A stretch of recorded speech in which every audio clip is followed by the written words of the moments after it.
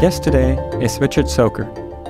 Richard is one of the world-leading AI researchers, entrepreneurs, and investors. In fact, while today deep learning is at the core of all artificial intelligence for natural language processing, deep learning initially wasn't so popular in NLP. It was largely seen as great for signal processing in computer vision and speech recognition. Richard pioneered many of the early breakthroughs, showcasing the great potential of deep learning for language processing. This was back in his PhD days at Stanford for the early breakthroughs. From there, he declined actually top-tier professorship offers to found one of the first deep learning startups, MetaMind. MetaMind pioneered many of the early deep learning applications in the real world across language and image processing, and was quickly scooped up by Salesforce.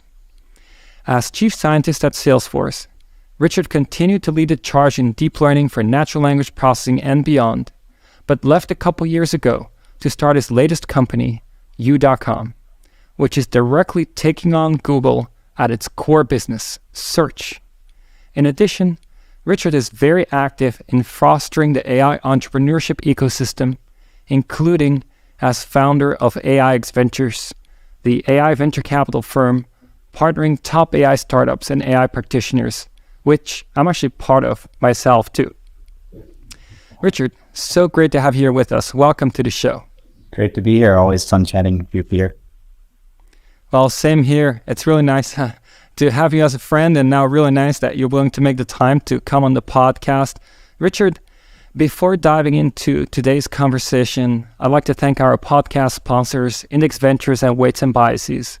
AIX Ventures is a venture capital firm that invests in exceptional entrepreneurs across all stages, from seed to IPO. With offices in SF, New York, and London, the firm backs founders across a variety of verticals, including AI, SaaS, fintech, security, gaming, and consumer. On a personal note, AIX is an investor in Covariant, and I couldn't recommend them any higher. Weights and Biases is an ML ops platform that helps you train better models faster with experiment tracking, model and dataset versioning, and model management. They're used by OpenAI, NVIDIA, and almost every lab releasing a large model. In fact, many, if not all, of my students at Berkeley and colleagues at Covariant are big users of Weights and Biases. Well, Richard, let's dive right in. Let's start with U.com. You decided to found a company to directly take on Google at its core business, search. Why? Oh boy, yeah. There's a lot of different reasons why I did that. The first one is, I've worked in deep learning for natural language processing for a long time, and I thought about what the most impactful application of this technology could be. It's obviously search. And then at the same time, as we've seen in the last decade, how much better natural language processing has gotten, the biggest application of it has kind of stagnated, and if anything, actually gotten worse. And it's partially because of the business model and some classic innovator's dilemma stuff, but partially also just the unwillingness to really go and use that technology the way it could be used to help people much more efficiently learn, find information, make good decisions, and so on. So that was kind of one of the first reasons, as very personal also. I've worked a bunch in deep learning for NLP and natural language processing, and I wanted it to be applied in positive ways. And obviously, at very large scale, search engines have impact even on democracy and very society that we live in. And so it's just a super impactful application.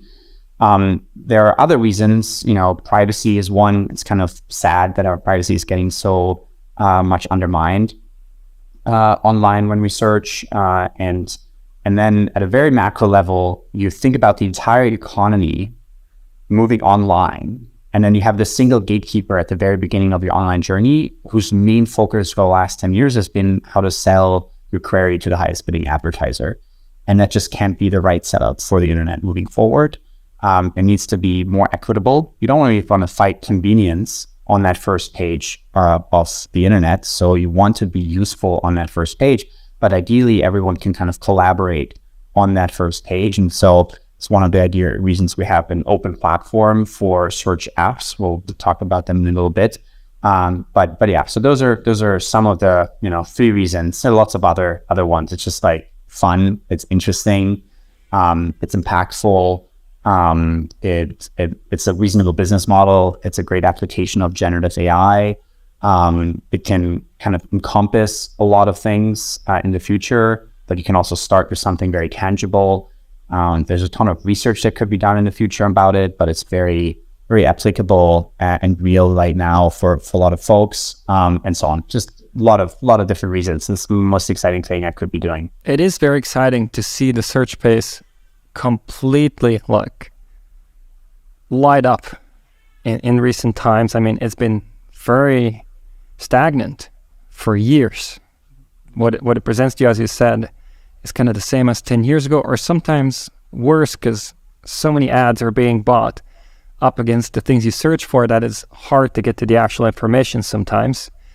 And so there you come, you build you.com, and you try to take this all on, but I mean, at the same time, didn't you think it was intimidating when you start? I mean, Google is quite the big company. Was there something you said, well, maybe this is going to be hard?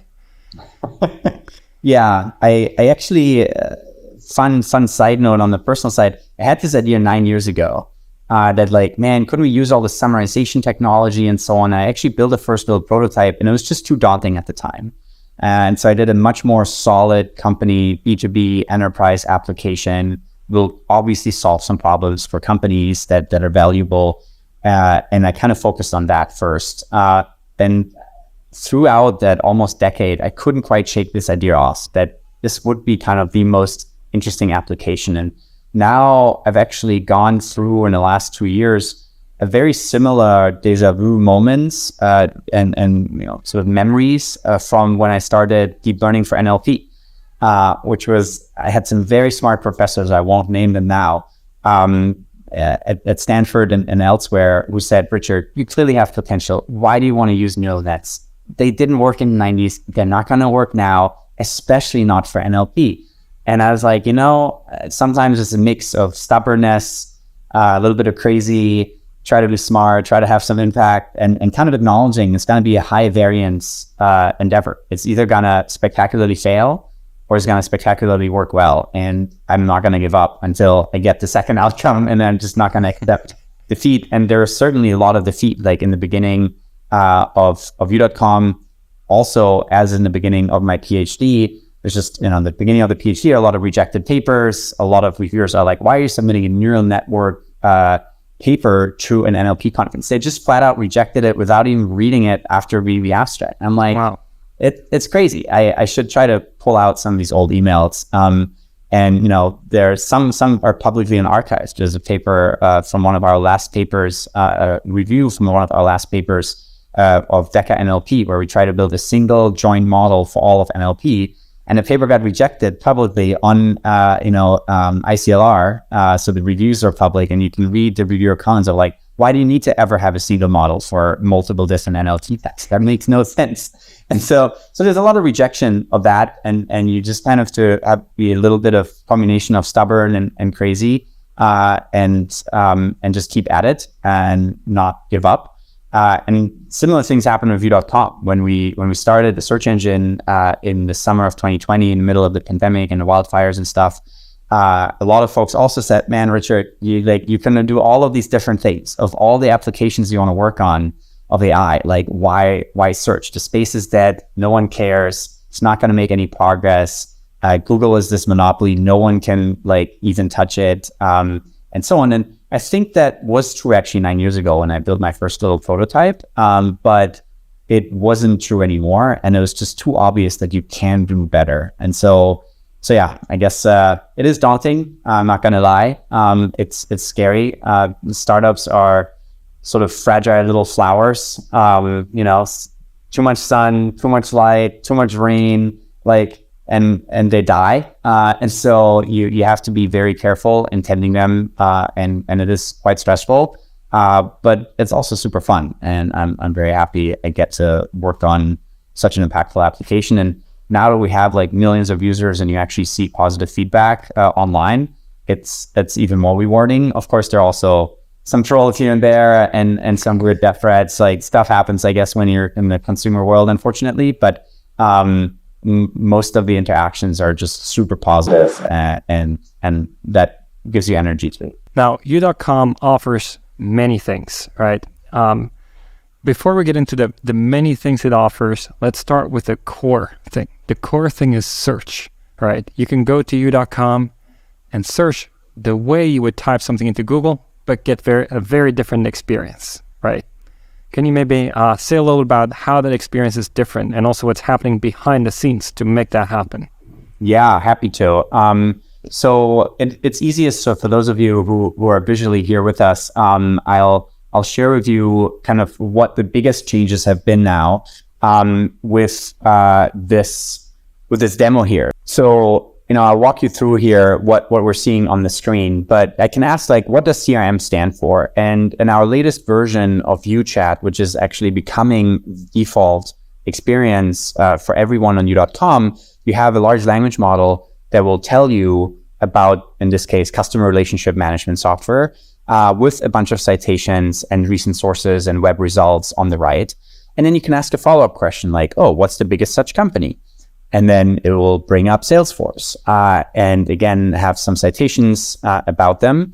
And now the interesting bit is that we're making large language models multimodal in the sense that sometimes the best answer isn't just text. It's actually an image or a graph or some interactive app or a plot or a table and so on. And so if I ask now as a follow-up question from what's the biggest such company, the answers being Salesforce, could ask what's their stock price?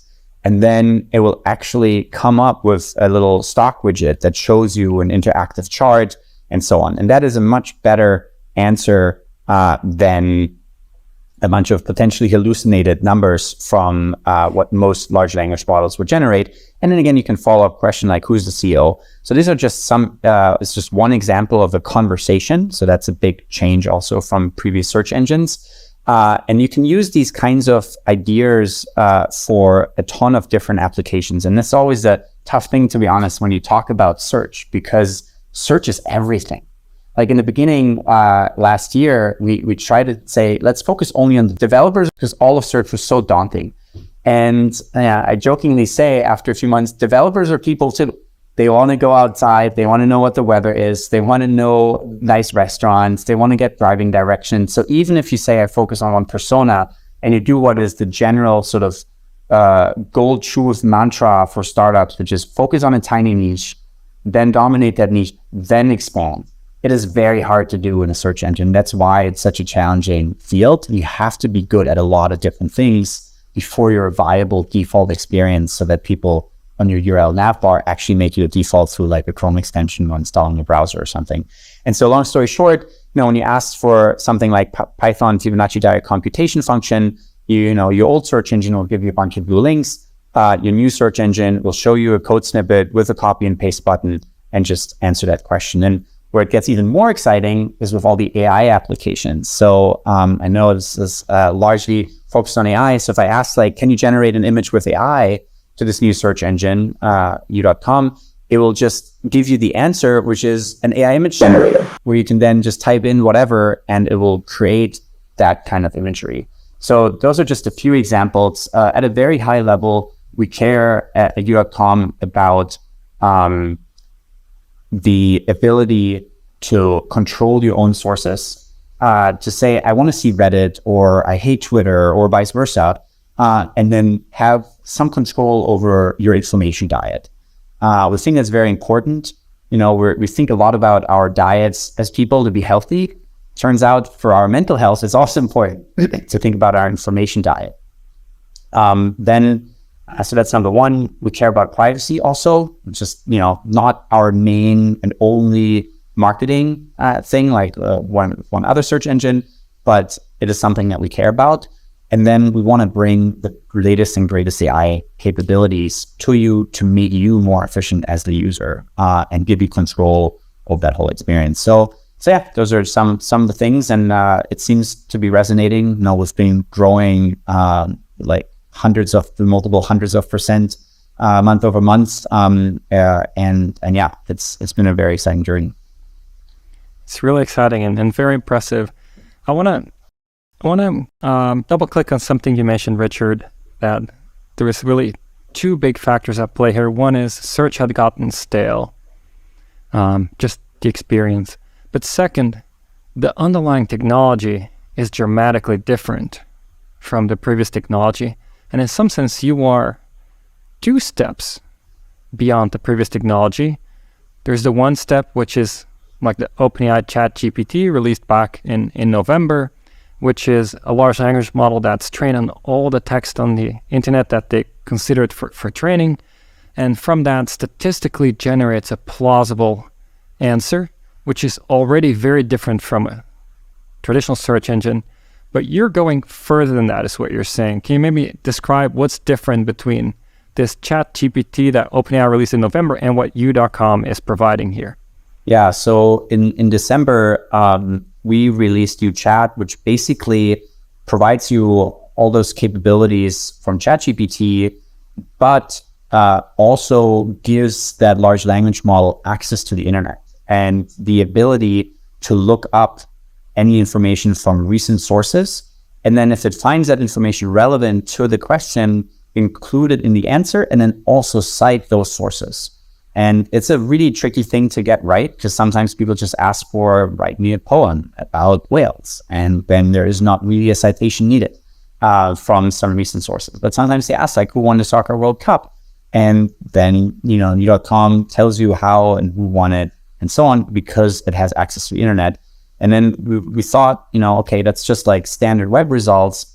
But sometimes the answer to a question like, what's the weather? What's the stock price? What are the directions? Like, those just don't really have a good textual answer. The best answer, and this is hard for me to say, I love natural language processing, but I see this a lot in researchers who have this hammer. This happened a lot in recent years too. There was a time when finally speech recognition started to work.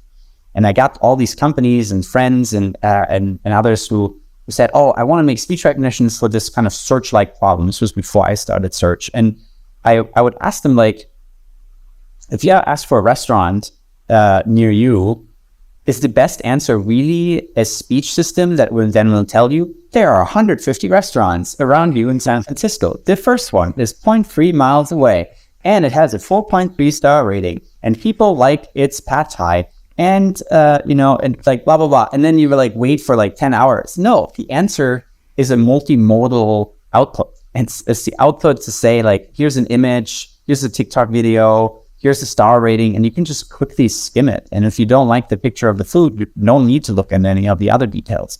And so I think this multimodality is something that I've loved in research too, having had some of the first papers where we use neural nets to map both languages and sentences of language and images into the same vector space, so you can find one from the other, which started a whole host of really cool follow-up work. But it's really important to search also. You've got to be multimodal, interactive in some cases. The best answer for how to generate an image with AI is not a long text about how these algorithms work. It's just to let you do it. And so we're very inspired by the Jobs to be Done framework, which is also for startup founders very helpful kind of framework to think about jobs to be done. And it's basically, you're thinking about any product, when are you hiring that product to do for you? And in the case of a search engine, it's often to get things done. And sometimes the doing is just learning, but sometimes the doing is actually taking action. And that's sort of where we're moving to in the future, but also what we're accomplishing now with a lot of these AI tools that let you just be more efficient. I like what you said there at the end, also moving towards action. In my background, reinforcement learning, as you know, and action is at the center of reinforcement learning. I'm just imagining the conversation continuing after it shows me the restaurants, maybe you chat, I can tell your AI. Actually, I like this, the second one on the map here, or on the, where the picture of this one's menu or something. Can you go make a reservation? And maybe it can just figure out how to do all the clicks and everything to make that happen. What do you think? I wish you needed more jobs, and we would hire you in a heartbeat and get it going. Now, when I think about you.com and our early conversations about you.com, one of the big things that you said was advertising takes up too much space in current search. Maybe it takes up too much space, maybe even shouldn't be there altogether, but definitely shouldn't take up so much space.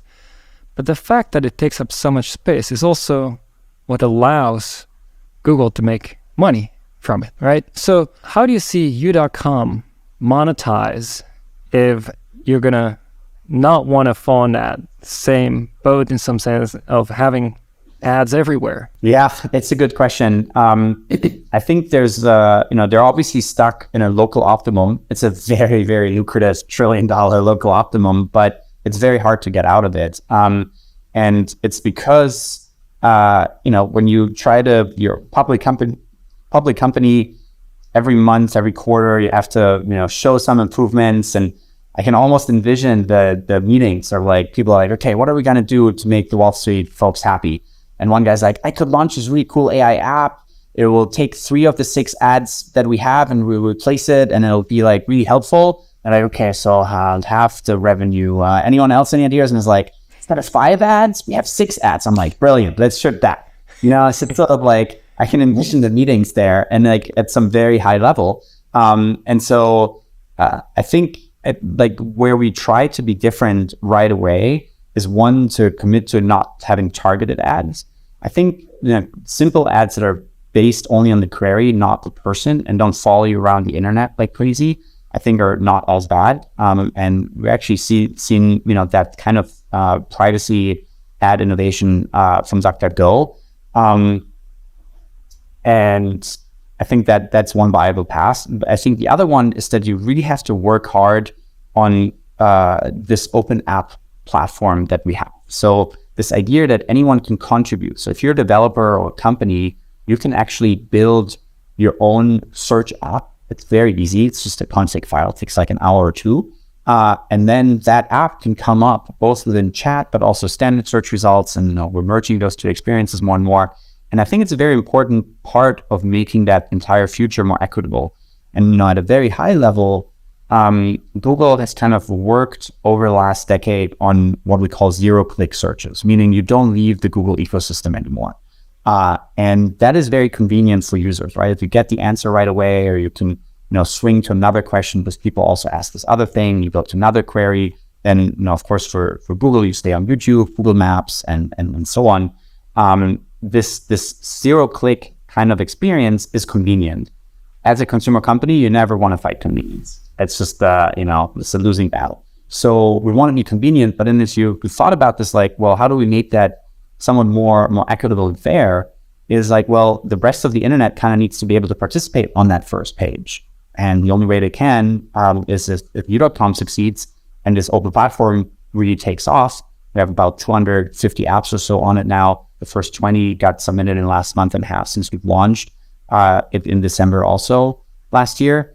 And so every company can kind of say, oh, here's my product, and they can either start their funnel or end their funnel right there, and provide useful, interesting content, and then monetize that together with us. And so we hope that will also allow us to internationalize and so on. And you can have all kinds of apps, right? You can have what's fun to do on a weekend in Jakarta in Indonesia, right? And we're never built that app. But someone in Jakarta might, and it might be the best possible answer, because they have some very unique insights. And then they can go and add a restaurant that they really like, or maybe that paid them as a recommendation in that app. And then that app can be incorporated both into the large language model, but also visually in the front end. That's really interesting.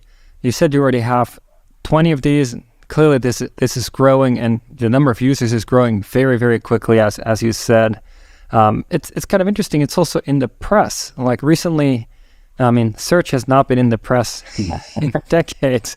Recently, One of the headlines that I think caught a lot of people's attention was that Larry Page and Sergey Brin, the co-founders of Google, they were retired, and now they went back into the office because the search engine space is really heating up. And even though Google has done so many other things, it remains the core of their money engine is search and ads.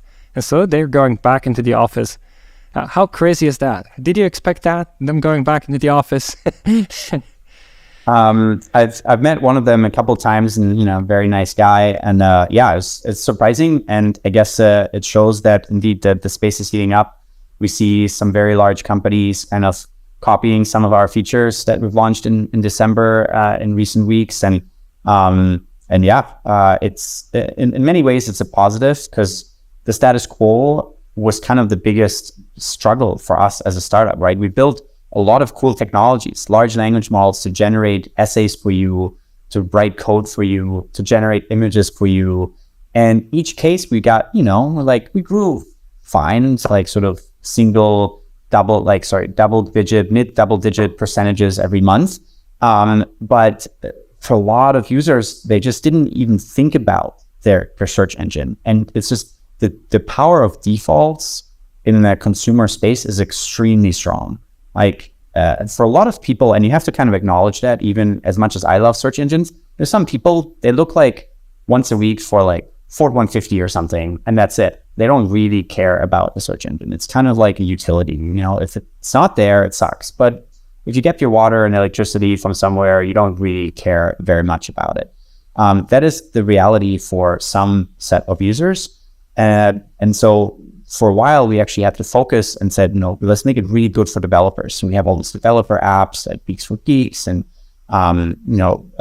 Huggingface and like different models and code generations and Kubernetes generation and regular expression generation. So if you search for that, like how to make, find an email with a regular expression, boom, you got an AI that just like writes whatever regular expression you want, which is like an annoying thing for a lot of people. We had all these features. And, we're growing fine, but not that much. And now the biggest thing, which is actually largely thanks to ChatGPT from OpenAI, and we have to give them credit for it, they had this brilliant marketing and also brilliant technology and scale of large language models plus fine tuning, and really pushed existing technology over certain thresholds to inspire a lot of people.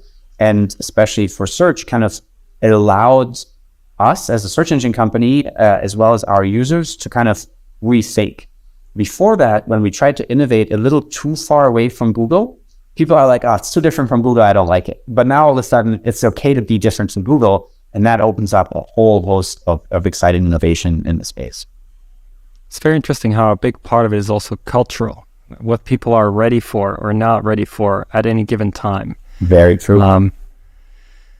Now, zooming out for a moment, at the core of what you are building are very large neural networks that absorb a ton of information from the internet, both text and possibly non-textual information, and that can, in addition, look at new information based on the search and summarize that and bring that to the fore. So this is, if you think about AI, this seems like quite up there in terms of an AI that can bring the whole knowledge of the internet in a conversation to you. What people talk about in some sense the end game, or like the ultimate goal in AI, is AGI, artificial general intelligence. What's the gap from where UChat, let's say, is today to something that would qualify as an AGI?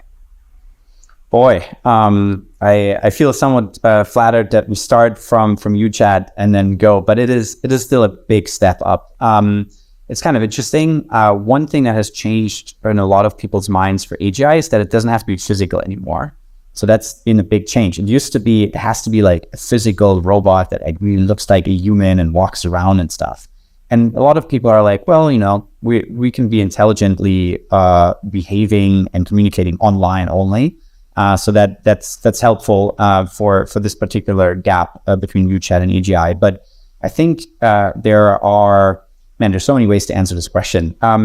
Maybe at a very high level, I think there are still a lot of barriers to AGI that no one is working on.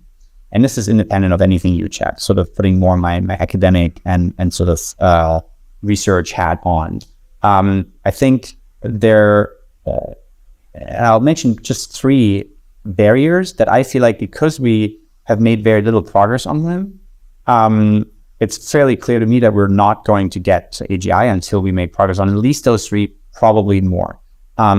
One is the combination of statistical correlation-based fuzzy kinds of reasoning, like image classification. You have a lot of pixels to try to find good correlations and features, and it's all kind of continuous. And, you know, I include language generations for a lot of words in there, but not all of it language generation.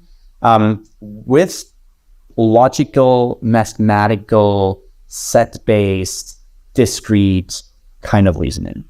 The merging of these 2 has not really been figured out, right? Like, you have models, you can ask the model, like any model, including UChat, a large enough complex multiplication question, and despite making billions of floating point multiplications in the process of generating that answer, they can still not do simple arithmetic, and so on. So I think there's this gap. And I think the most likely way you could work on that gap is if you enable these large language models to actually code themselves. I think it's a really exciting idea. You give them access to a Python interpreter, and you train them to program an answer if they cannot come up with the answer by just thinking about it and generating the next token. So that's one. And that one comes with a path of sorts, one potential path that if I could do pure research, maybe as a sabbatical or something in a decade, I would love to hack on that. Hopefully someone has done it before that, maybe someone in distance right now. Then the second one is the idea that you need to be allowed, if you're considered intelligent, I think you need to have some way of creating your own objective functions. So in AI right now, and sorry, this might bore some of the experts here, but in AI right now, every model is trained with a particular objective function. The objective functions for these amazing large language models is predict the next token, which is a sequence of characters. It might be a word, might not be a word, might just be a sequence of characters, and making a really, really good prediction of what that next set of characters is, and then just generating that.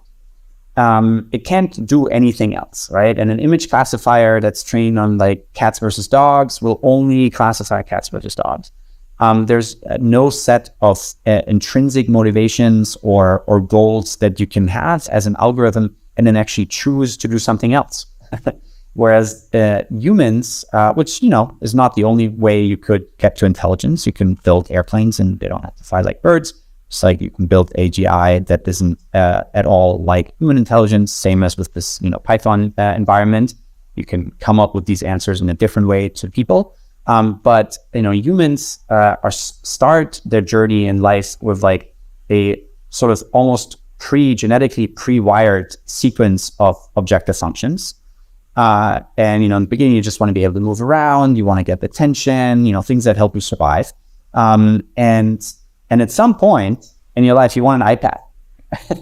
And it's like, and you want to get a job, hopefully, and like all of these things. And so it's like, where and how do you select that? And there's sort of these long-term motivations of survival, right? Like if you didn't reproduce at all and you didn't want to eat and you didn't want to move around, you'd just be gone and you're out of the gene pool, and hence like that's been selected out. And so like humans have these biological necessities for their objective functions that somehow are, somewhere deeply correlated at some point with an iPad or whatever other toy you might want. But AI doesn't have to have that, right? AI doesn't have the biological constraints. It doesn't have to fight for like limited resources against other people. It doesn't like biologically have to reproduce. It can just copy code or whatever, and it could be connected to a solar panel and have unlimited energy to exist. And so there's a question like, if you're that comfortable, what are you trying to still do? And does it make sense for humans to kind of have that sequence of increasingly complex objective functions implemented into the AI and allow it to eventually branch out and select its own objective functions. Anyway, this is kind of an AGI question and I think roadblock that no one's even working on properly.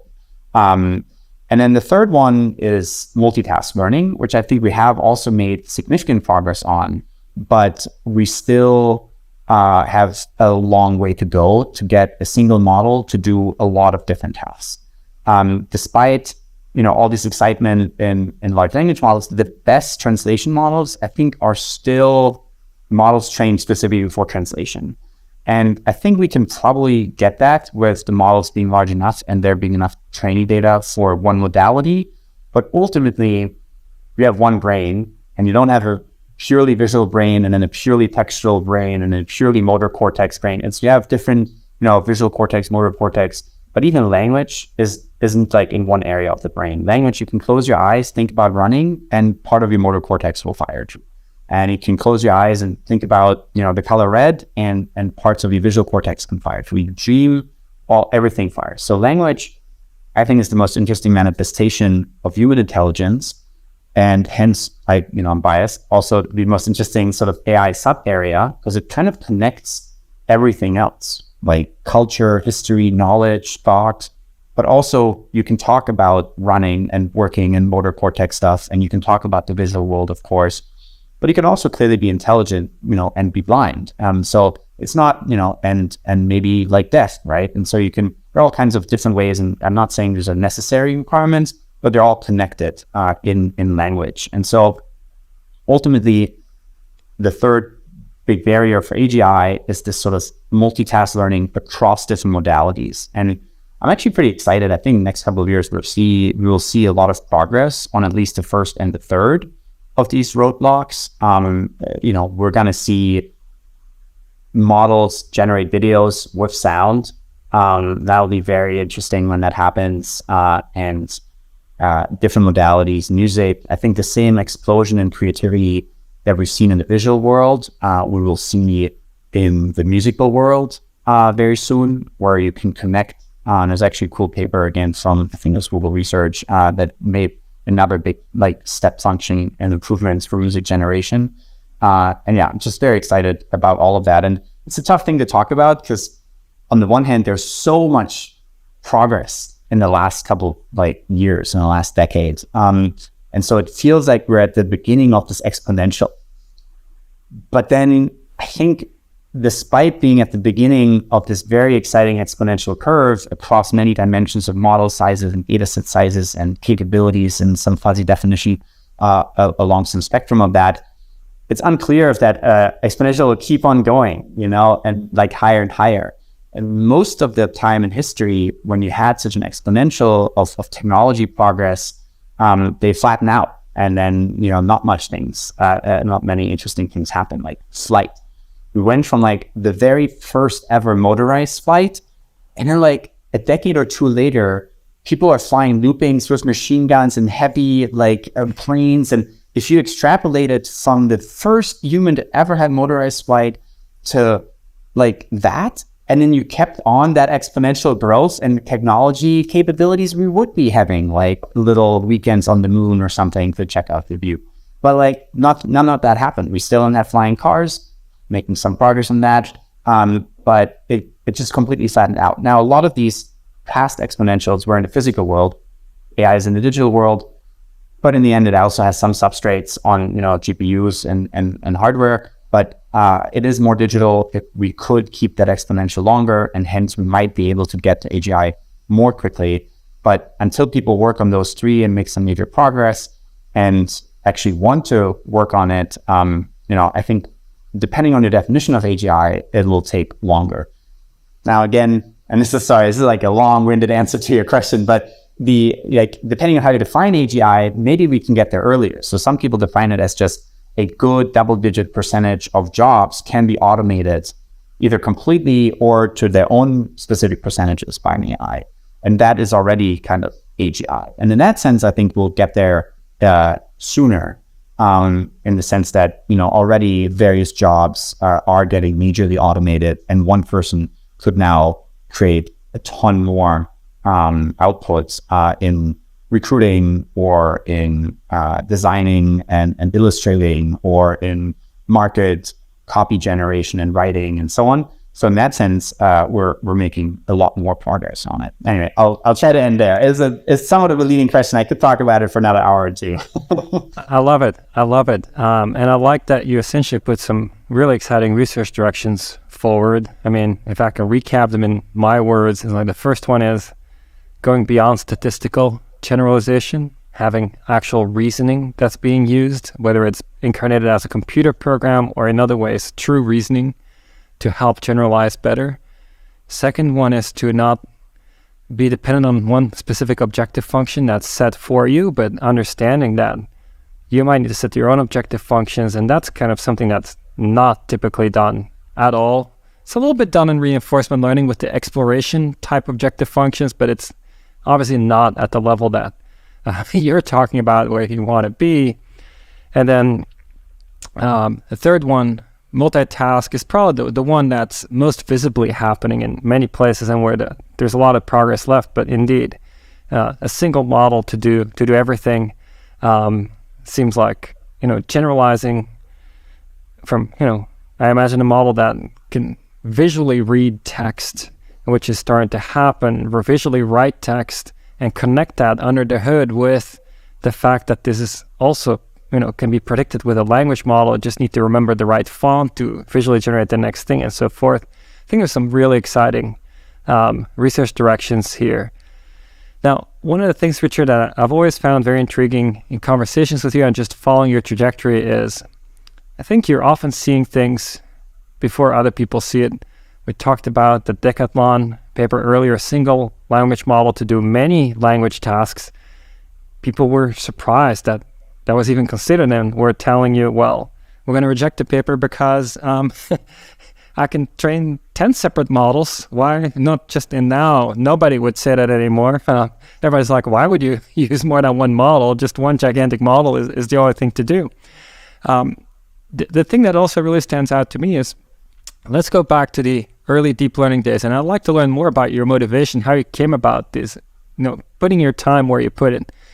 In the early deep learning days, Jeff Hinton, who of course has been on the podcast, and his students showing that deep neural nets are superior in image recognition, in speech recognition. Many people before that happened were doubting that deep learning would succeed at anything anytime soon or ever. But they all changed their mind and said, right, makes sense in hindsight. Continuous signal processing like visual and speech information. Backpropagation is how you train neural nets. It's a continuous process. I guess we should have seen this coming, as people are saying. It's obvious now, And even though they would say that, in the same breath, they would say, but it's just for speech and vision and things like that are continuous. Language is so different. It's discrete tokens. We need to study hardcore linguistics to make progress on language. We need to introduce concepts like grammars and so forth into the system to make real progress on language. And in that time, you were one of, very few people. There was also Yoshua Benjo at the time, obviously, with some of his students, but it was just like almost nobody was saying, actually, it should also work for language. What made you believe this and put your effort there? Because if it hadn't succeeded, it would have been pretty painful, probably. Yeah, I literally said to Chris when I pitched this to him, it's gonna be high variance. Like, it's either gonna my PhD will be completely irrelevant, and I'll just have to get another job of sorts, and at the time I wanted to be a professor. I didn't want it to be irrelevant, obviously. Or we're gonna really convince some people, and this is a major new direction for the field. The way it happened, and it's just still so surprisingly vividly on my mind. I just arrived at Stanford. I had done linguistic computer science in undergrad, and I'd taken a ton of linguistics classes: morphology, syntax, semantics, formal semantics, logical semantics, phonology, phonetics, you name it. I loved the most formal semantics in terms of the linguistics, and then I did a bunch of computer science and math. But in my bachelor's, became a little bit disappointed with the field of NLP, because I saw these linguistics and their ideas were like very hard to scale. They thought about when you say things like, at this one seminar on metonymies and metaphors and how to map them into formal semantics. And, they thought about how he's strong like a lion. So you kind of take the properties of the lion and then you project them onto the he, and that's how you kind of try to interpret that sentence in a formal semantic kind of way. And I liked those ideas, but they were very clearly going to be hard to scale. And so I thought maybe we need to enlist all the different properties of like different words. And that was kind of my early bachelor thesis, but then it just felt like, man, like it's never going to really get us there. And it feels like I'm designing a bunch of manual features that maybe could be used somewhere down the line. And so I kind of got this like less motivated. And then my master's in this undergrad was in Leipzig, master's was in Saarbrücken at the Max Planck Institute there. In my master's, I switched to computer vision, partially because I felt like it had more math in it, and it just felt like I was learning more general principles. And then I took a class on statistical machine learning, and that was it. I was like, this is clearly like so much more generalizable. And for the first time, I felt like at the time I was, I'd just come out of France. I was studying there for years. So I spoke French, and I was like, oh, it'd be cool if I could speak Chinese too. So I started learning Chinese. And then I took this statistical machine learning class, and I had this epiphany where I thought, man, if I could use this statistical machine learning stuff and eventually apply it to natural language processing and have an AI learn how to translate, I could have so much more impact in the world than if I learned Chinese and Japanese and like 5 other languages. Like the world doesn't benefit at all if I learn another 5 foreign languages. It's great for me personally. It's really fun to talk to different people and their mother tongue, but the world benefits like very little. And so I decided to stop learning foreign languages. I'm German, studied like in France and spoke a little Chinese and almost speak English. So like I was like, let's stop learning foreign languages. And I was actually not that good. In my first statistical machine learning class, there was just a ton of, somewhat funny enough, the one area, linear algebra, I was like didn't do as much in the past. And there's a ton of requirements for that class that I didn't have. So I wanted to take the class. Long story short, I did find the class, but I was just like, I was hooked. I thought this is hard, but if I can solve and learn about statistical machine learning, it just became obvious to me. If you get really good at that, you can apply it to so many different things, biology and medicine and language and vision, everything. So I became just super excited, started, studying a lot at the time in terms of kernel methods and reproducing kernel elbow spaces. Anyway, so with all of that knowledge, I came, after a year at Princeton, I came to Stanford, and now I was working with Chris Manning, and I was chatting with some of the PhD students in the group. And, as a first year PhD, you kind of work with some of the senior PhD students and try to be helpful there. And I looked at the papers and read the papers, and they asked me to implement some things. And so I was looking at this paper, and at the time I was using conditional random fields, which I'm sure and younger AI researchers these days don't know these models at all anymore.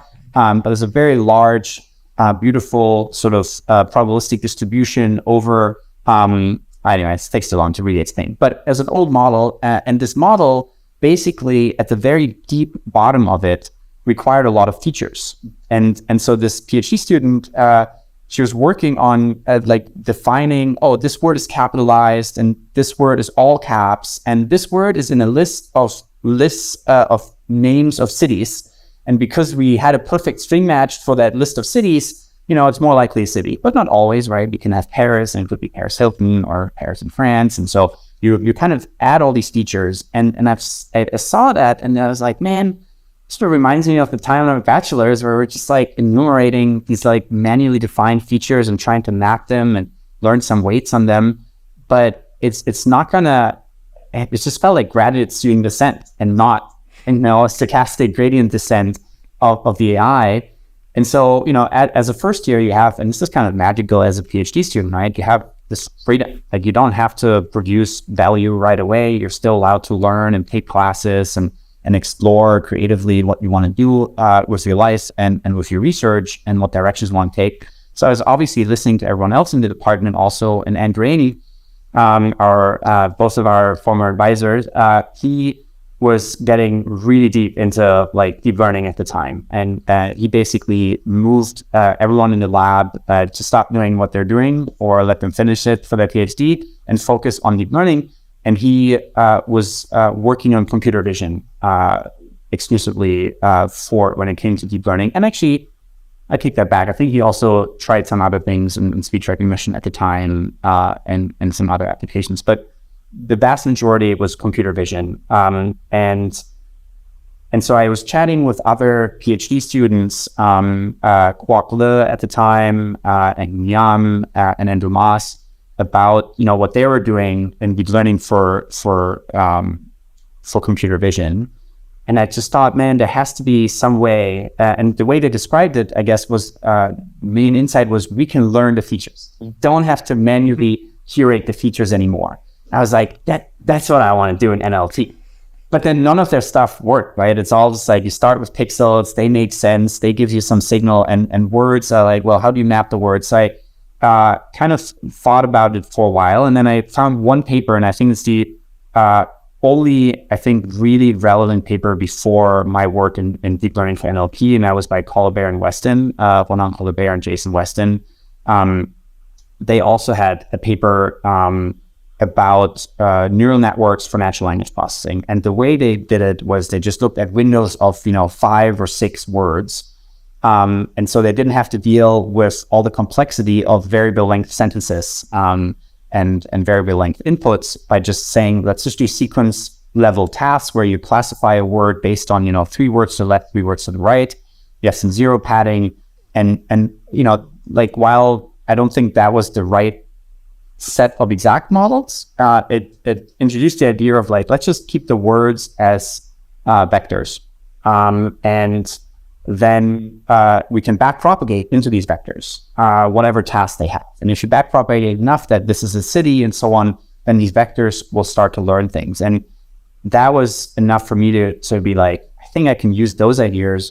But then I needed to make them more palatable and viable for all the linguists and NLP conferences and natural language processing community, and basically ended up using a model which is tree structures, grammar structures, syntactic trees or DAGs, directed acyclic graphs, and combine that idea with neural networks so that the model can deal with variable length inputs and still backpropagate everything. And then once everything was a vector, you can do all kinds of tasks. And then I still remember the early days, like first paper I submitted was on parsing to get the tree structure in the first place, and then on sentiment analysis. And it was so beautiful because there's just tons of people who worked on sentiment analysis, this long line of research of like, these are positive words, negative words. Here's like some negation feature and some ways to do regular expressions to extract negations.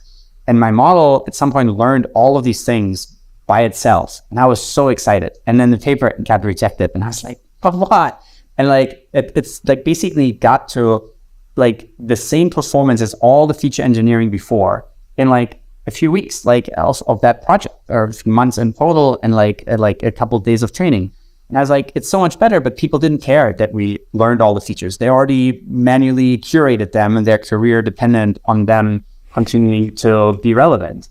And so then we created a larger data set, because I knew it's like, man, if you just have more data, then the model can actually better than everything that like other people had been doing. And then we got a larger data set, and then it was just like undeniably better, like by 10% for that task. And then I was hoping to get into the main conference session, or at least in the machine learning session. But because all the machine learning people are still hating on neural nets, I only got put into the small subsection for sentiment analysis folks. And I'm like, guys, this can do like the classification label could be anything. It doesn't have to be just sentiment. Anyway, long story short, that was kind of the last paper where people didn't quite get it. And then we just did like task after task. And then other people started joining. And then instead of recursive neural nets, which aren't as nicely parallelizable, we started, and like Quark and others, and Velia, I think too, had the sequence-to-sequence model, where instead of recursive neural nets, you use recurrent neural nets. There are a subset where it's always just left to right, and that improved things a ton. And at that point, like there's so much excitement in the ML community starting around neural nets that then the NLP community kind of just started to get the fact that it's not just sentiment, it's not just parsing, it's not just this, it's really everything. But by the end of the PhD, it worked out pretty well. I won Best Computer Science Thesis Award, but it still felt like no one was teaching this stuff. And so despite starting a job in MetaMind, I ended up teaching like the first neural net for NLP class in the world, as far as I know, because still no one was teaching it. But then after 4 years of doing that, everyone was teaching neural nets for NLP, and then it's kind of the mission of the concept. And that was a very long-winded answer. It's great. I love the full story, Richard. I've never heard first time I told it in all of its detail. It's amazing. Now, you mentioned MetaMind, and I want to ask you a question about that. And I think it's another example of seeing things before other people see things. When you finished your PhD, you had top-tier universities offering you professor positions. That would have been the natural route. Probably the route you would have, if you had decided the first day of your PhD what you're going to do, you would have probably said, that's probably what I'm going to do. That was the route I was working so hard towards for a decade of my life. Yeah. And then when the moment's there and you are essentially offered what you've been working towards, you decide there's something even more interesting you could go do. How did that play out? Like, how do you even, because at the time there were no AI startups really. That was not a thing. AI was for academia. Yeah, it's true. Like the way this kind of unfolded was that towards the end of my PhD, I got more and more folks to reach out about whether I can solve their tasks for them, whether I could consult for them or work for them full time, or some kind of capacity help them. And one guy actually was the first. So in the beginning, I had to say no because I was on an F1 student visa. But then last year of my PhD, I got this EB1A visa, so I had a green card, and I could finally actually also work without not just be kind of a PhD student. And so my first project was this guy Adam, who asked if I could help him train a language model. At the time, not, he didn't say like a neural language model or anything like that, but just a model to predict the next lines of code for a coding editor. And so my very first project that I did as a sort of consultant on the side was to actually implement at time a recurrent neural network trained on a bunch of code. And I just kind of gave him that. I didn't do a phenomenal job, to be honest, because it felt like I solved the problem was like, this is just what you have to do. Here's a neural net, you train on this code, it'll make predictions, just make it bigger, train on more code, and you'll be fine. Which unfortunately, I don't think he did. And I didn't say, oh man, this is actually a brilliant idea. I should really do that and scale that model up massively. Obviously that would take another almost decade or so to, or at least half a decade to really sink in that recurrent neural net should just be an LSTM. It should have just been massive, and then eventually a GPU, transformer model and all of that. But the right ideas were there. But it felt like I was doing this one consulting work, and now one group had this algorithm, and then a lot of very large companies kind of tried to hire me, and just felt like, well, if I did just one work in one company, I'd rather be an academic. Because that way more people could benefit from this technology and really bring it to a lot of more people. But then I also thought, well, if you had a company that built a platform that would let anyone just kind of drag and drop images or text documents into the browser, and boom, out comes a neural net in 2 lines of code in some nice Python API, then even more people could benefit from it. And then I felt like the world was starting to it's almost like, when you see an egg kind of split up when like in like embryo states, like it's split. And the world of AI got into this dual state where on the one hand, it was still a research question. And this goal of getting to AGI and getting more and more powerful models. But the other state was a lot more like electricity, where we figured out the fundamentals. And while sure, there's, more things you could figure out on that, and Ohm's law is kind of, a rough approximation, and like electricity doesn't really go through like one electron at a time. It's like fields, and like there's a lot of stuff, but like we figured it out well enough and the principles of it well enough that you can actually just use it for so many different things. And so it kind of, at the time, the world had transitioned into this dual state. Still more research towards AGI and just more generalized and better capabilities, but enough to just apply it to all these different things. And so in the startup, we literally classify head CT scans for intracranial hemorrhage, brain bleeds, in what I think is the first FDA trial of a deep learning classifier running in production. Actually saved like 24 lives a week while it was running, and then we had to shut it down, and then like no one wanted to really pay for it because the way we saved those lives was not monetizable according to the medical partners we're working with. It's very unfortunate. I got quite disillusioned with the medical field, and those applications. Still very motivated and like them a lot, but you need to have very, very deep domain expertise as well as AI expertise to make progress in that world.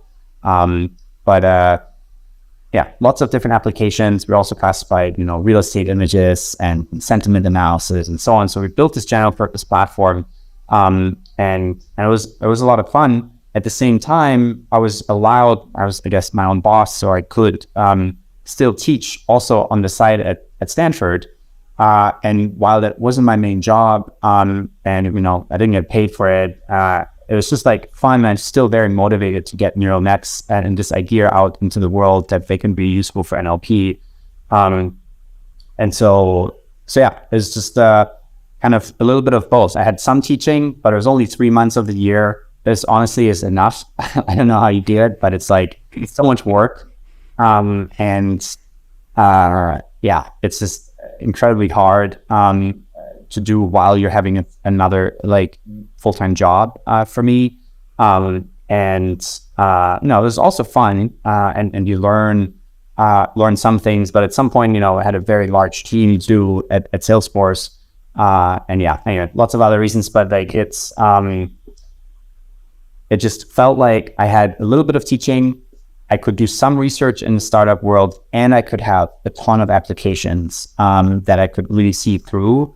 And instead of having a hypothetical impact of a researcher, I have a very concrete, realized impact on people through AI.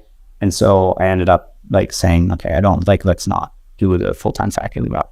You went into the startup world full in while still doing some teaching and, of course, research. With MetaMind, you described many of the applications you were building for various customers. At some point, Salesforce comes in and says, we want AI in everything we do. I'm curious, how did they present that to you? You're building AI for the world. Now you're going to build it within one company. Like, how did they present it to you that it would be sufficiently exciting to go do that? Yeah, it's a really good question. I actually it felt like if you had joined, or if I had joined like Google or Facebook, then Google or Facebook would have had another good AI person. But Salesforce is actually, it's kind of interesting, but some people are annoyed that I would assume they don't know Salesforce, and other people are annoyed to assume that I do know, that they think they know Salesforce, but there are still some academics who don't know it. So just for those who don't know, it's generally called customer relationship management software, which is basically almost every one of the large Fortune 500 uses them to deal with all their sales, service, and marketing, among a bunch of other things. So if you call a call center and they need to know who you are, they look that up in a database, which is very likely Salesforce. If some salesperson sends you an email about some software and they're in a large company, they're likely using Salesforce to keep track of like where you are in their sales funnel. When you get big marketing campaigns from like Coca-Cola or something, like they will likely use Salesforce to coordinate that whole marketing campaign for customers. So that's kind of just very high level for the non-experts to do. And sorry for boring a bunch of people who know them. But what's interesting with them is that they have other companies as their customers. So that platform dream I had was actually staying very much alive. Like we built the ability to build other classifiers. And so now thousands of other companies that are Salesforce customers actually can use those. And so that was also going to be the bottleneck for MetaMind, is to just build out this massive Salesforce, no pun intended, to go out and actually sell those AI classifiers and models. And so it felt like a really great win. Plus, we could continue and actually grow even more a pure research team and actually apply it and scale up both massively. And that just felt like a much more impact I could have within Salesforce than slowly kind of trying to grow like sales muscles in a small startup. Now, of course, a couple of years ago, you left Salesforce to found U.com, and we talked about U.com at the beginning. I'm curious, when you look back at your time at Salesforce, are there some highlights that, you think back to and like, these are some really cool AI things that we either invented or that we managed to build into a product that really empowered many, many people to do their job in a much more interesting way? Yeah, there's so many, like the team, like that we're able to grow there was really amazing.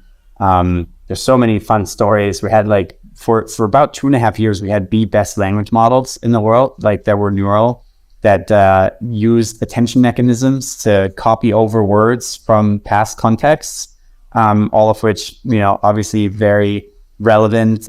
We invented the first co-attention mechanisms. And I think a lot of those ideas kind of inspired transformer models, and then inspired, larger language models, and all of that. Where do I start? I guess I'll just mention 4. It's hard to. Good. The first one, okay, maybe 5. The first one was COVE, contextual vectors. So the idea was the more you pre-train a neural network model, the better. And ideally you have some very large pre-trained models because then they can generalize better. And we've seen that with word vectors. And to me, the word vectors were kind of the first part of a neural network stack. And after that comes an encoder. And after that comes a decoder that will generate some outputs for you. And it was fairly clear to me that we're going to want to eventually pre-train that whole system, from how is a word encoded, to how is a sentence encoded, to how you actually encode and then decode and create an output. It was very clear to me that we had to pre-train all of them. And so as a first step, we wanted to pre-train an encoder in the context. And so we created COVE, contextual vectors. That paper had a very short moment in the sun. We basically trained all of this on what we thought at the time were the largest data sets that were supervised. Then we're kind of trying to replicate the magic of ImageNet and convolutional neural networks in pre-trained language sentences. And so the largest data sets for sentences were translation. There's actually like many, many millions of translation pairs. There were this sentence in French, in German, in Spanish, and whatnot. European Union translates all their proceedings and so on. Tons of translation data sets. It was the ImageNet equivalent for NLP, so I thought.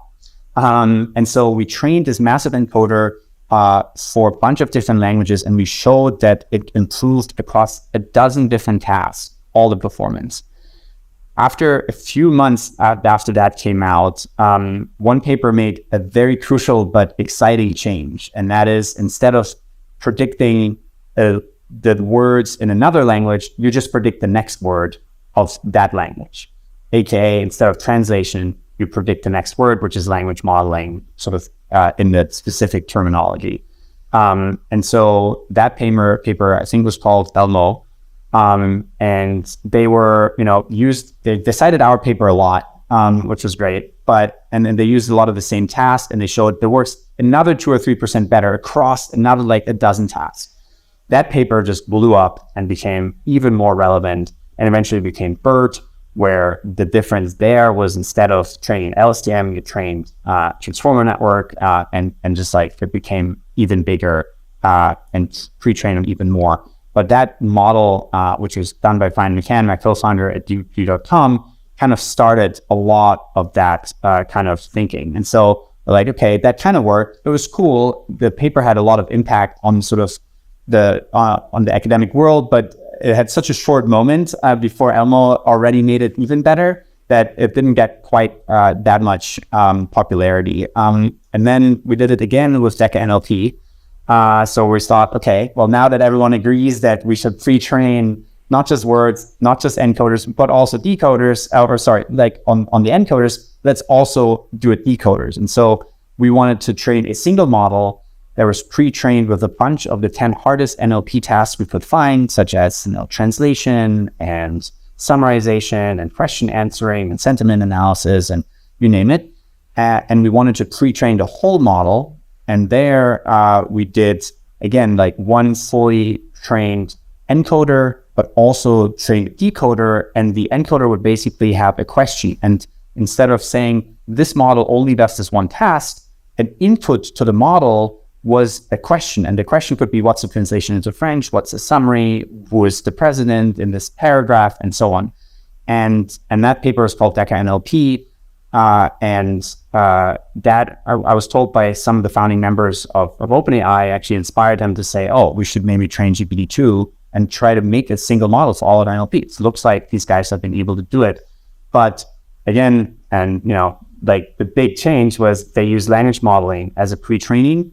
And then instead of having two encoders, one for the input and one for the question that also defines the task, it's just all one encoder and you just concatenate them rather than kind of having two encoders that we run separately. It's a minor difference. But the biggest difference was instead of pre-training on 10 different tasks, you pre-train on language models on just predicting the next word again.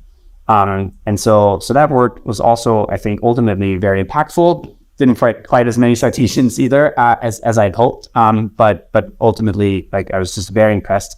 It was also when I kind of just really appreciated Brian McCann, my co-founder and CTO at D.com. Like I had pitched that idea. We called it the epic triple before, where I tried to do 3 different tasks, and I pitched that to so many really smart people. Even in my early Stanford days, no one wanted to do it. And I was at the time already managing too many things. I couldn't implement it myself. No one wanted to build a single model for all 10 of the hardest NLP tests. It took you 3 or 4 months to just do all the pre-processing and data preparation and all of that. And then Brian is like, that sounds really impactful. Let's do it. And then after a year of super hard work, actually got the whole system to run. The model had like state-of-the-art performance on a bunch of the tasks, but not on all 10 of them, and that's why it's got rejected. But anyway, so those are the first 2, and then maybe just a few more. One is the AI Economist. We're thinking about, okay, right, how do we have a lot of impact on a field that hasn't had much impact on AI yet? And, at the time already, like we're now deep in like AI excitement. There's a ton of usage. OpenAI is already out there. DeepMind is playing games and a bunch of other cool stuff. So like, and we thought like somehow that entire field of economics, which is so important for the world, and like how we get taxed, and like how to run people and governments and so on, has no impact on, like AI has had no impact. And you look at the models they use and they're like provably correct in a one-step economy where no one ever learns, no one ever adapts, and you make one decision and then it's provably correct in that one step economy. And like all these like crazy approximations that were obviously wrong in reality, but like, provably nice. And so I was very excited about that AI economics paper. It basically is a 2-level reinforcement learning model that lets a bunch of agents maximize their own utilities and collect resources, build houses, block other agents, and maximize, selfishly what they want. And you have another AI agent that basically optimizes the taxation and subsidies of all the other agents. And so that AI economist basically needs to adapt. And when it adapts the taxes, then the objective function changes for all the other little agents. And then you go back and forth. And so I think at a very fundamental level, that paper in the hands of the right groups could fundamentally improve humanity and some age-old philosophical questions massively, like socialism, capitalism, mixtures of social market economies, or, like all of these different structures that human and the philosophical ideas and political ideas that people have fought over for hundreds, if not thousands of years. You could just ask an AI, like, just simulate 1 billion taxation years and come up with the best way to tax and subsidize the economy after running all of these different simulations, and then tell us what's best. And now, of course, like, what's best is defined by your objective function, and humans define what that objective function is. And so in our case, we said, let's have a combination of productivity of the overall economy multiplied with equality, so you don't get like some crazy dictatorship situation where like one or very few agents are super duper wealthy and everyone else is poor. And so you have some kind of equality, but overall you want to maximize productivity of the economy. You can add sustainability and lots of other parts to your objective function. Every country, the politician should do that in the future, and then they can kind of let that model optimize. And my hope is at some point when politicians go out and say, oh, I support the middle class, and then you run their projected or suggested changes to all the various levers that politicians have through the simulation, and then you run another couple of billion years, you're like, well, what you propose doesn't actually help the middle class, instead, how about this other system? And then you have humans double check it and see what works better for the objective functions that people agree that they want to optimize in their society. So I'll keep it short. There's one more maybe, which is protein generation. It's very interesting. Recently, also, like, a lot of companies have started from this. We're looking at large language models. They're so powerful. At the time, it was sort of clear that we're not going to have the money to train, $10 million for a single model with unclear outcomes. And so we decided, what's another one where you could have a ton of impact with this same idea of large language models, but in a different domain that, again, has had no impact. No one has been working on it. And if you did solve it and make improvements on it, it could improve the state of the world massively. And that is proteins. And what's amazing is when you train these large sequence models on sequences of amino acids and proteins, they learn that language too. But unlike human language, where we can look at it and we look at the samples and we're like, oh yeah, that makes a lot of sense. It's so amazing. It's actually in some ways even more amazing because no one understands the sequences, and the AI understands them better than anyone. So we've reached, superhuman intelligence on the language of protein generation already. And then we went a step further and actually synthesized those proteins in wet labs, and then showed that we have new antibacterial proteins. And, for non-biologists out there, like, proteins govern everything in your life, in your body, in medicine, in disease. Everything is governed by proteins. And so if you can understand the language of proteins, you can cure so many more diseases. And just like with economics, I think that line of work will eventually, in the next decade or two, improve all of medicine massively. And so those are just a couple of the really cool projects. Great. I love that you're willing to make the time and share the stories, Richard. I want to switch gears to a different topic, actually, investing. So AI is a new space. New companies are being founded. You have one of the first ones with MetaMind. You've also been an active angel investor. And recently, actually together, we started a venture fund in the AI space called AIX Ventures. Of course, not just us, together with Chris Manning, Anthony Goldblum, the AI partners, and then several full-time partners, including Sean, of course, leading the charge on that front. Now, one thing I want to highlight is that I see the recurring pattern here. You're seeing some things before other people see them. For example, everybody knows about Huggingface, who works in AI. And if not, maybe listen to last season's episode with Clément DeLonge, who was really great on the podcast. And it's a very big company now. You wrote one of the earliest checks into Huggingface. Same Athelas in the medical space. Tanay, actually, if you haven't heard of Tanay and Athelas, you can also come to the last season's episode of the podcast with him. Brilliant entrepreneur. You wrote one of the earliest checks into his company, and it's that pattern of seeing things before other people see things. And I'm curious though, how did you what was your first check? Like, what was the moment that you decided to write your first angel check, and how did it go from there to running a venture fund today? Yeah, it was to a large degree, I sort of came back to how do I maximize impact. I had sold MetaMind, and it's kind of awkward to talk about, but I made a bunch of money, and I still had my grad student lifestyle, and I hadn't really fully grown out of being grad student. And I lived in the same small apartment. I didn't really need any Lamborghinis or whatever, and so I had all this money and I didn't really know what to do with it. And then I had all these incredible, smart people in my community. And Tanay was an intern twice with me. He was the only high schooler I ever worked with while I was at Stanford. Usually high schoolers, they can be very motivated, but they don't usually produce much research output that you can really use. But he was just so smart, and made sense to work with him. And then again, he was an intern at MetaMind, and again, just very impressive. So when he said he wants to start a company, it was very clear that I should, give him money to help and see any way I could help with that.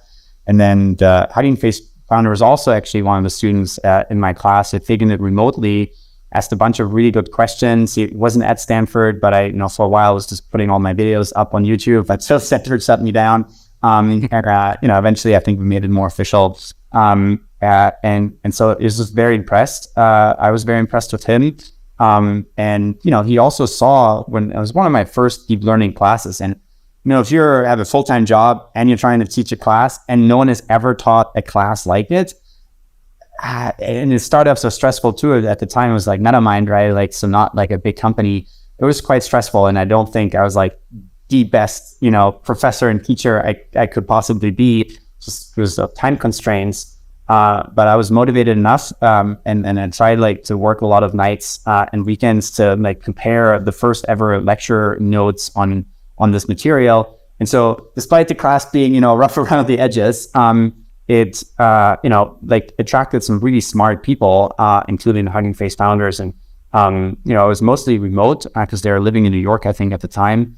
But yeah, it was super smart. So when they said, hey, we want to build, or we are building this chatbot, a friend that, among other things, will send you Huggingface emojis and be very motivating. I thought, it could be kind of like her, and NLP will make good, we're making so much progress in NLP, and I was very bullish still of pushing deep learning for NLP in all kinds of different ways, and seeing that technology have positive impact. And the founders were super smart. And had done well in the class and everything. I thought, hey, those are the kinds of people that I would love to support, and invested in them, and then kept investing. And then of course they had this massively successful and smart pivot away from the pure chatbot application to everyone actually loves the technology that we're building there, and became what Huggingface is today. And so that kept continuing. I kept seeing smart friends doing amazing things, and I thought for a while, okay, well, I talked to all my friends, and I've invested in the companies of my friends, so surely this will end now. But somehow the word started to spread that I helped them, and I helped them with hiring, and some with strategy, and some with the neural nets and the actual technical details, and sort of word had spread, and instead of it kind of slowing down, it kept increasing. And then once I wasn't working at Salesforce anymore, and I could, do again as my own boss of sorts, everything else, I thought about how can I scale this up. Unfortunately, the hours in the day don't scale beyond 24. But I'm sure you wish they could too. I'm still amazed with all the things you're doing. It's so impressive. But the best way to scale something is to find other smart people, motivate them, and then work together with them.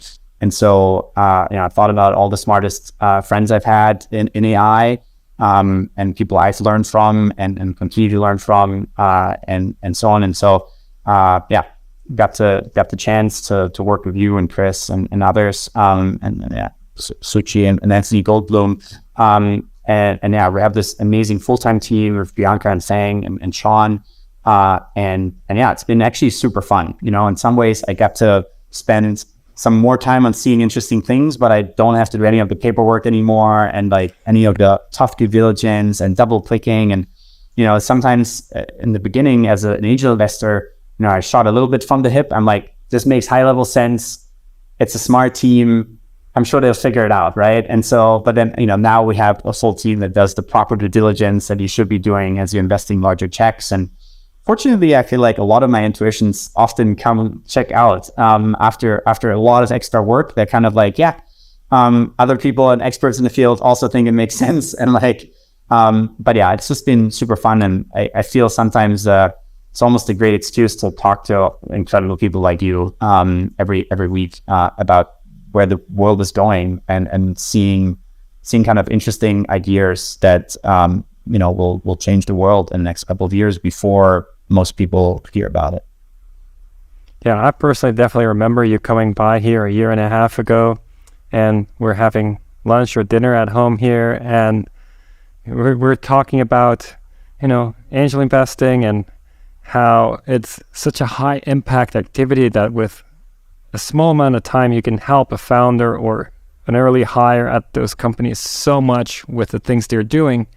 But there's a lot of overhead and with, on the logistics and, all the contracts you sign and all the things to track and so forth. And what if we could just focus on the fun part, helping the founders and finding the great founders? And he proposed a solution of starting a fund together. I'm like, wow, Richard, we don't have enough we're doing yet, but it definitely intrigued me, and here we are, I guess. It is. And I'm really enjoying it too. I'm even wearing the T-shirt, AIX Ventures. So yeah, I should have done the phone. It's one of the few cases where I feel like we've done it well, where we're not necessarily spending more overall time, but we're spending the time more wisely, and it's actually more efficient. Yeah. Yeah, it's wonderful to have the right team in place to each of us get to spend the time where each of us is best positioned to spend and most enjoys spending the time. And just like you, just every week, just getting the whole team together to discuss, the latest we've seen, heard, or thinking about. It's just fun while being productive. So, what else to ask for? Now, talk about AI startups. I'm curious. Do you see some trends, some areas where you see startups emerging, or that you think will emerge in the foreseeable future that will maybe not just be money makers if we invest in them, but that will really impact people's lives?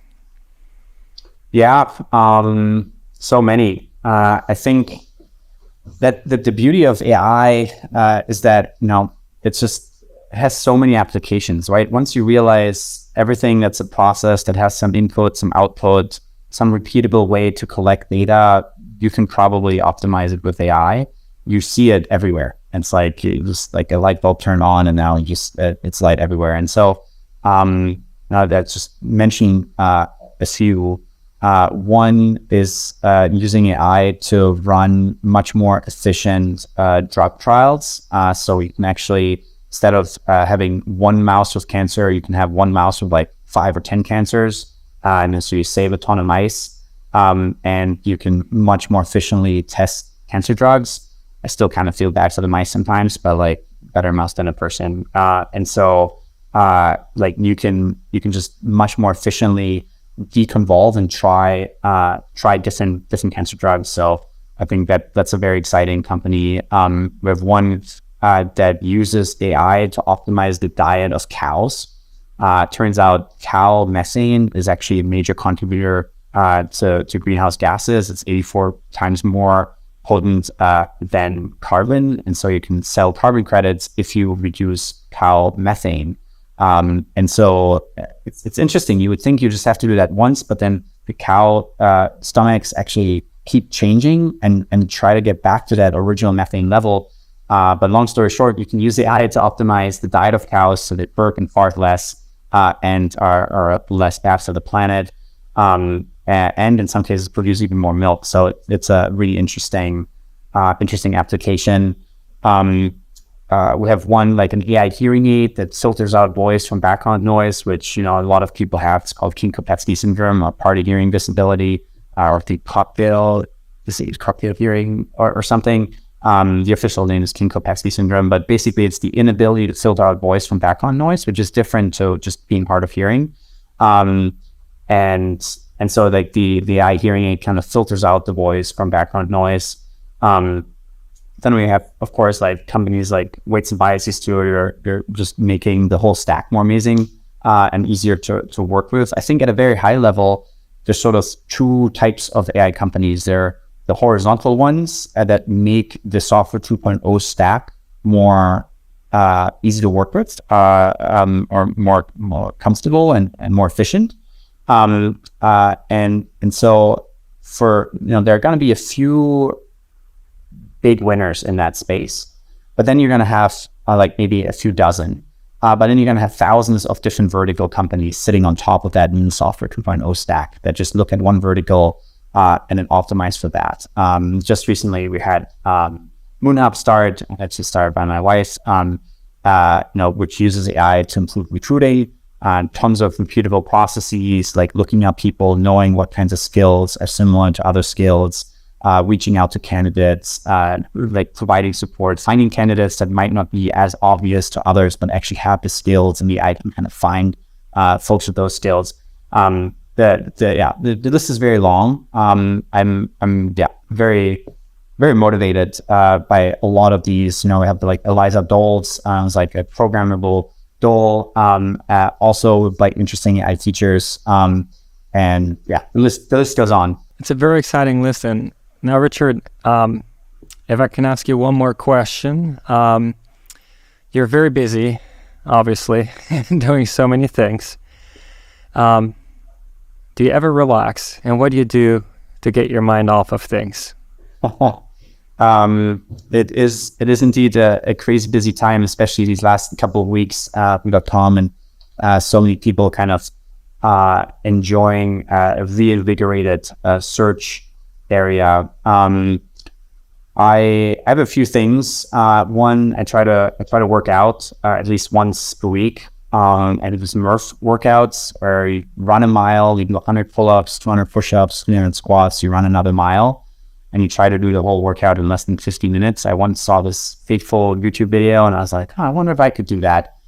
The answer was I couldn't. It took me like 5 months to train up to, especially the pull-ups. But yeah, so that's good. Kind of takes a lot of wind out of your sails after you're done with it, because it's like you have to push yourself really hard to finish it in 50 minutes. And you're supposed to also wear 20-pound body armor or like vest or something. I now wear like a 12-pound backpack for everything except the last 50 pull-ups. I just can't, like, it's just so hard already. It's extra hard to do extra weight. So the workout, and then I paramotor. I love paramotoring. It's actually, for those of you who see the video, there's a wing lying in the back of my office here. It's a beautiful sport that combines really well with photography. So shameless plug, Richard_Explore is my Instagram. Hashtag subscribe or whatever. And I'll leave here. It's not my main work, but I do love photography, and paramotoring allows you to have these really unique and novel viewpoints on the world, on nature and this beautiful planet that we have here. And it's an epic adventure. You can paramotor camp and fly in the middle of nowhere in the desert, camp out there, and then fly back the next morning. Tons of adventures you can go on, flying through Iceland, through glaciers and valleys. It's such an epic thing, and in a relatively short amount of time, you can get fairly good at it and experience the world in such a novel way. It's just, it's really, really special to me. And I love the community and the photography of it all and the adventure. And then once in a while, I play a computer game called Zero AD. It's like a real-time strategy game. Kind of sucks you in, so I try not to do it too often. But they're all kind of wastes of time, but they're more fun. But at least in paramotoring, you have the photography, and then you can share the photography and motivate others to get outside, and it's a little more fun. So the gaming is, but in the middle of a game or in the middle of a flight, you're really only thinking about that thing, and it's good to take your mind off of it, because otherwise, I just be working every day until like 1 or 2 a.m. And so. Well, I mean, I don't think they're necessarily a waste of time because, as I said earlier, sometimes you push things so hard for so long, you can get in a local optimum, and just stepping away from it. And it seems like the Murph workout is definitely gets you away from everything to get through that. The paramotoring, I mean, your life is at stake. If you're not careful, you'll fly into a mountainside or something. So, by the way, I love all the pictures from that. I'm going to link your Instagram on where we post our episode, because I know I'm not alone. Many people love your pictures that you take. They're from viewpoints you otherwise don't get.